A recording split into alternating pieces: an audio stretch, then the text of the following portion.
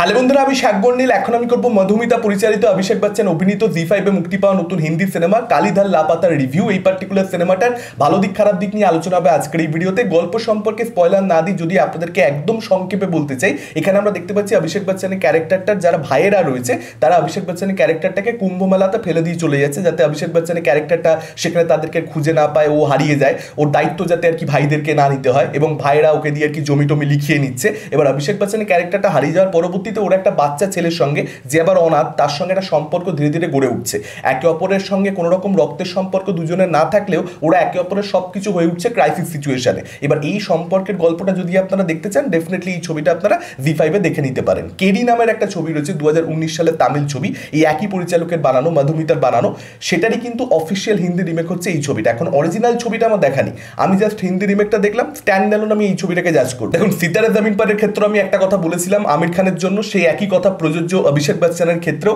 Abhishek Bachchan maybe এটা একটা remake ছবি করেছে, আমি রিমেক ছবির সঙ্গে কখনোই একমত নই। মানে আমার মতে রিমেক কেন করবে কেউ, কি দরকার আছে একই ছবি আবার বানানো? একটা সম্পূর্ণ অন্যই ছবি বানানো, একটা নতুন গল্প নিয়ে রিস্ক নাও। কিন্তু আমি লাস্ট কয়েক বছর ধরে রিয়েলাইজ করেছি এত বেশি অরিজিনাল ফর্মুলা ছবি তৈরি হচ্ছে, মানে অরিজিনাল তো বটে, কিন্তু এই যে অরিজিনালকে অরিজিনাল বলে আমরা এত বেশি রেট করি, সেটা আসলে তো ফর্মুলা ছবি, যে এগুলো পাবলিক খায় তাই এগুলো আর কি গিলিয়ে দেওয়া তাদেরকে, এগুলো চলে, বক্স অফিসে সফলতা পায় তাই এগুলো আর কি ছবির মধ্যে জোর করে করে রাখা।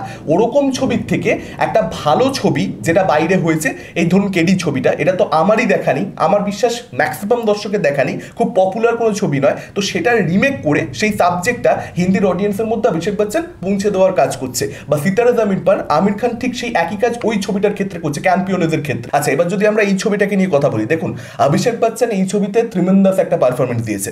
অভিষেক বচ্চনের জন্য এই ছবিটা আপনি একবার দেখবেন, আপনার অবশ্যই ভালো লাগবে। মানে অ্যাকচুয়ালি কিন্তু অরিজিনালটা যেহেতু আমার দেখানি, যে কারণে এই ছবিটা কিন্তু আমার জন্য ওয়ার্ক করেছে। মানে বেশ কিছু এখানে প্রবলেম রয়েছে, আমি সে ব্যাপারে আসছি, কিন্তু পারফরমেন্সেস এত ভালো। মানে অভিষেক বচ্চন লাস্ট বেশ কিছু ছবি করছে, একটা নোরা ফাতেহির সঙ্গে ছবি করেছিল, একটা ডান্স ফিল্ম, যেখানে রেমো ডিসুজা বেসিক্যালি পরিচালনা।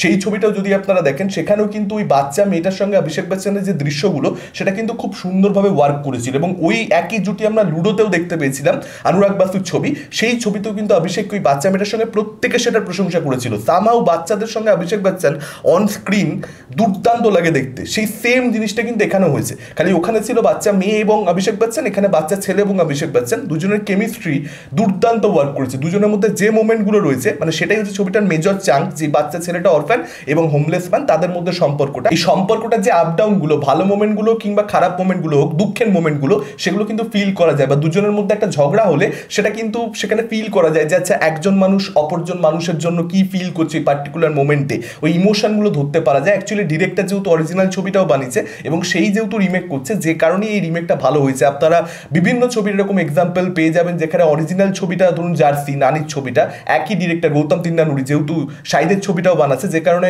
রিমেকটাও কিন্তু বেশ ভালো হচ্ছে। বা বিক্রম বেদা, সেখানেও যদি আপনারা দেখেন, অরিজিনালটা যে পরিচালক দ্বয় বানিয়েছে, তারাই কিন্তু অ্যাকচুয়ালি বানিয়েছে রিমেকটাও, ঋত্বিক রোশনেরটা, যে কারণে কিন্তু রিমেকগুলো ভালো হচ্ছে। তো সেই সেম জিনিসটা এখানে হয়েছে। এবার ছবির মধ্যে কি কিছু খারাপ দিক নেই? ডেফিনেটলি দেখুন কিছু খারাপ দিক রয়েছে। মানে এই ছবিটার যে নেচারটা, আমি অরিজিনাল ছবিটা দেখিনি, যে কারণে আরও শিওরলি বলতে পারছি না, কিন্তু আমার মনে হয় যে আরেকটু ব্রিদিং স্পেসটা ডিমান্ড করছিল এই ছবিটার ক্ষেত্রে। একটা যেটা এডিটে, মানে একটা ঝাপঝাপ গল্প এগোবো, একটা ফাস্ট পেস ন্যারেটিভ রাখবো, যাতে অডিয়েন্স বোর না ফিল করে। আমি জানি না এটা ওটিটি প্ল্যাটফর্মের ইনস্ট্রাকশন, তাদের ইনভলভমেন্টের জন্য এরকম একটা আউটপুট আসা, নাকি পরিচালক নিজেই রিয়েলাইজ করেছে। অনেক সময় হয় যে পরিচালক আগে ছবিটা ফার্স্ট পার্টটা যেটা বানিয়েছে, এবার সেটা অডিয়েন্সের রিয়াকশন দেখে সে হয়তো যখন রিমেক করছে, তখন সে কিছু সার্টেন চেঞ্জেস এডিটের মধ্যে হয়তো আনছে, কোডটাকে একই রেখে। সেটা কার কল, ওটিটি প্ল্যাটফর্ম নাকি ডিরেক্টর আমি জানি না, কিন্তু আমার মনে হচ্ছে আর একটু ড্রামা, যেহেতু আপনাকে একটু ব্রিদিং স্পেস দিতে হবে। মানে ড্রামার অডিয়েন্সের সেক্ষেত্রে কিন্তু আপনি যখন বানাচ্ছেন ড্রামা, তাহলে ড্রামা দেখতে যারা ভালোবাসে তাদের জন্য বানানো উচিত। সকলের জন্য বানালে কিন্তু সব ছবি হবে না। সবকিছুকে আরো ধরে ধরে বেক করা দরকার ছিল। আইডিয়াটার মধ্যে এত পোটেনশিয়াল ছিল, সবকিছুকে ধরে ধরে বেক করেনি। তা সত্ত্বেও যখন ইমোশন ওয়ার্ক করছে, মানে এই ছবিটার পোটেনশিয়াল ছিল যে দর্শককে কাঁদিয়ে দেবে, যদি আর 20-25 মিনিট আর কি রান টাইমটা বেশি হতো, কিন্তু সেটা করা হয়নি। তো সেটা একটা খারাপ চারাবজিক এবং তার সঙ্গে সঙ্গে এখানে জিশান আয়ুবের যে ক্যারেক্টারটা রয়েছে সেই ক্যারেক্টারটার যে পুরো যে সাবপ্লটটা এবং তার যে একটা ক্রাইসিস, সেই জায়গা থেকে অভিষেক বচ্চনকে খুঁজে পাওয়ার প্রচেষ্টা তার করা, সেই বিষয়পত্রগুলো না একদম ফ্লেশড আউট হয়নি। মানে ওই সাবপ্লটটা আপনার লাস্টে গিয়ে মনে হবে যে এটা থাকলে কি না থাকলে কি, একদম ইম্পর্টেন্ট নয়। এরকম একটা ক্যারেক্টার সে করলোই বা কেন? যদিও সে প্রচুর যে বড় বড় রোল পায় তা নয়, সে এরকম ছোট ছোট ক্যারেক্টারই পায়, কিন্তু আমার মনে হয় এই ক্যারেক্টারটা মানে অন্য ছবিতে তবু একটা হিরোর বন্ধু হওয়া এর থেকে বেটার। এই ক্যারেক্টারটা একদম খাজা ছিল। আর নিমরাত করার একটা কাইন্ড অফ এক্সটেন্ডেড ক্যামিও রয়েছে, তার ওই এপিসোডটা না আমার জন্য জমেনি। মানে ওই একটা ভালোবাসা ছিল, সেই ভালোবাসার সঙ্গে শেষ অব্দি বিয়ে হয়নি, এটা ডেফিনেটলি ওয়ার্ক করতে পারতো, কিন্তু সেই ধরনের পারফরমেন্স দরকার ছিল। সেখানে কিন্তু আমার মনে হচ্ছে যে অভিষেক বচ্চন নিজের দিক থেকে চেষ্টা করছে, নিমরাতও নিজের দিক থেকে চেষ্টা করছে, কিন্তু সামহাউ দুটো অভিনেতার মধ্যে না একটা কেমিস্ট্রি থাকা দরকার, ওয়ার্ক করা দরকার, মানে কিছু একটা ম্যাজিক হওয়া দরকার। সেই ম্যাজিকটা হচ্ছে না, বিশেষ করে যখন খুব ব্রিফলি দেখানোর চেষ্টা করছে, খুব ডিপে ঢুকছে না। মানে এটা কিন্তু হতেই পারে, হ্যাঁ, সব কিছুকে যে একদম ধরে ধরে প্রচুর সময় নিয়ে 40 মিনিটের একটা এপিসোড হবে ওটাকে কেন্দ্র করে, সেটা সব ক্ষেত্রে সম্ভব নয়। কিন্তু সেটা না হলেও সাধারণ কিছু মোমেন্টস, সেগুলো কিন্তু দুজনের পারফরমেন্স ভালো হলে মানে অডিয়েন্স ব্যাক স্টোরিটা নিজের মনের মধ্যে বুনে নেয়, যে ওদের মধ্যে কতটা ভালোবাসা ছিল, ব্রেকআপ হয়ে যাওয়ার জন্য কতটা কষ্ট পেয়েছে। মানে তখনকার দিনে heartbreak whatever, breakup শব্দটা ঠিক ব্যবহার করা যায় না এই চরিত্রগুলোর ক্ষেত্রে, কিন্তু